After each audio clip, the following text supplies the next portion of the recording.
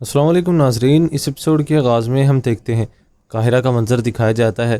قاہرہ کے بازاروں میں ایک نقاب پوش شخص مسلسل آگے بڑھ رہا تھا۔ اتنے میں ہی وہ ایک فقیر کو چند ایک سکے دیتا ہے۔ فقیر کہتا ہے خدا تمہاری حفاظت کرے۔ اتنے میں ہی وہ شخص وہیں پر رک جاتا ہے اور اس کے پاس بیٹھ کر پوچھتا ہے کیا تم پادری برونو کو جانتے ہو؟ فقیر کہتا ہے جی پادری برونو۔ برونو روشنی لانے والے چرچ کا راہب جسے درگام کھنڈرات میں تبدیل کر چکا ہے۔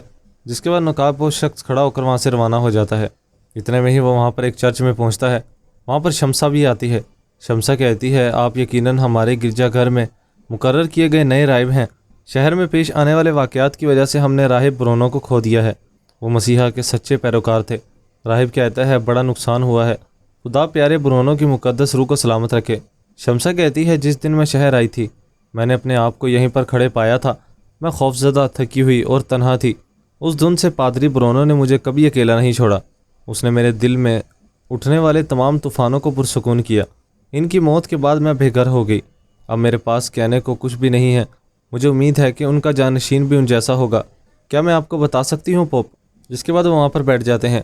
راہب کہتے ہیں بخشش خدا کی رحمت سے ہے۔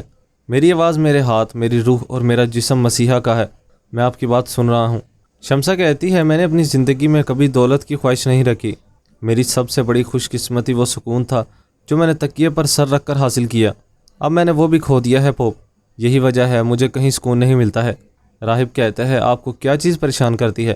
شمسا کافی پریشان ہوتی ہے اور کہتی ہے یہاں پر قاہرہ میں بہت سے عیسائی فوجیوں کی موت کا سبب بنی ہوں۔ راہب کہتا ہے کیا ایسا ہے؟ خدا معاف کرے، یہ کیسے ہوا ہے؟ ادھر دوسری جانب ہم دیکھتے ہیں شہر کے بازاروں میں خلیل آگے بڑھ رہا تھا اور کہہ رہا تھا یہ تازہ پھل سب سے اوپر ہونے چاہیے، خوشی کے ساتھ۔ جس کے بعد وہ سب کو وہاں پر مشورے دے رہا تھا اور آگے بڑھ رہا تھا۔ جس کے بعد وہ ایک اور آدمی کے پاس آ کر کہتا ہے ان سب کو اس طرح سے ایک سمت میں رکھو، انہیں گاہکوں کے سامنے رکھو تاکہ وہ خرید سکیں، ٹھیک ہے نا؟ جس کے بعد وہ آگے بڑھنے لگتا ہے۔ جس کے بعد وہ ایک اور آدمی کے پاس آ کر کہتا ہے آپ کا ٹھیلا بے جان ہے، کوئی ماتم بھی نہیں کرتا ہے، آؤ چھریاں دیکھیں۔ آدمی کہتا ہے دیکھے بغیر نہ گزریں۔ خلیل کہتا ہے کیوں چیخ رہے ہیں؟ بچے جاگ جائیں گے۔ کیا آپ اپنے بچوں کے لیے لوری گا رہے ہیں یا چاقو بیچ رہے ہیں؟ اپنی آواز کو تھوڑا اونچی کریں، چلائیں۔ جس کے بعد دکاندار چلاتے ہوئے کہتا ہے آؤ چاقو دیکھو۔ خلیل کہتا ہے ہاں زور سے، اب تم چپ ہی رہو، آج تم بہت پریشان ہو۔ ایک اور دکاندار پوچھتا ہے جمشید کیا ہوا ہے؟ جمشید کہتا ہے میں بالکل بھی پریشان نہیں ہوں۔ جس کے بعد وہ دکاندار کے پاس آ کر کہتا ہے استاد سے چاقو بیچنے کا طریقہ سیکھو۔ کیا یہ ہم بیچ رہے ہیں؟ سب سے پہلے یہ ایک استاد کا ہنر ہے کہ یہ قیمتی ہے۔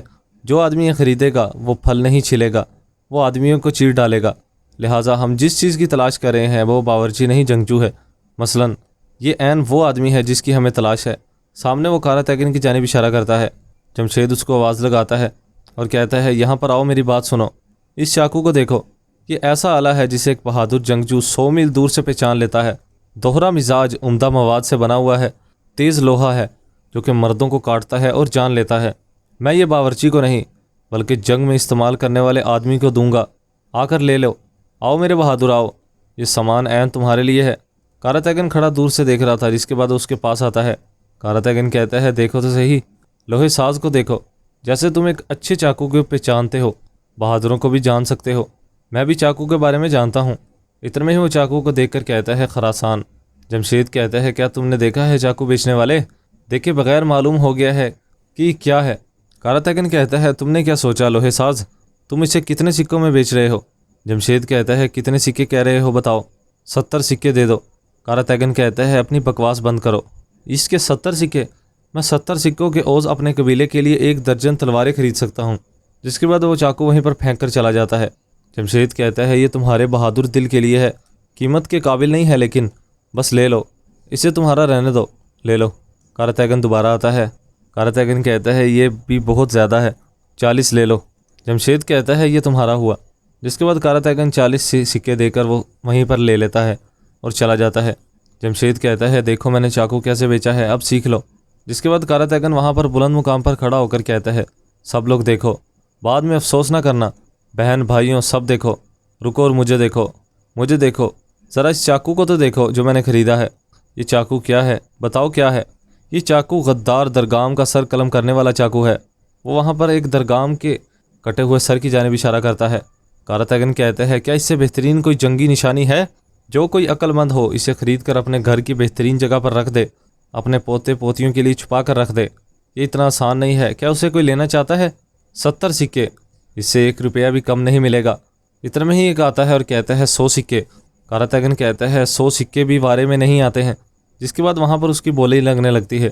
इतने में ही कारतगन उसे 150 सिक्कों में बेच देता है और तलवार एक सिपाही के हवाले करता है।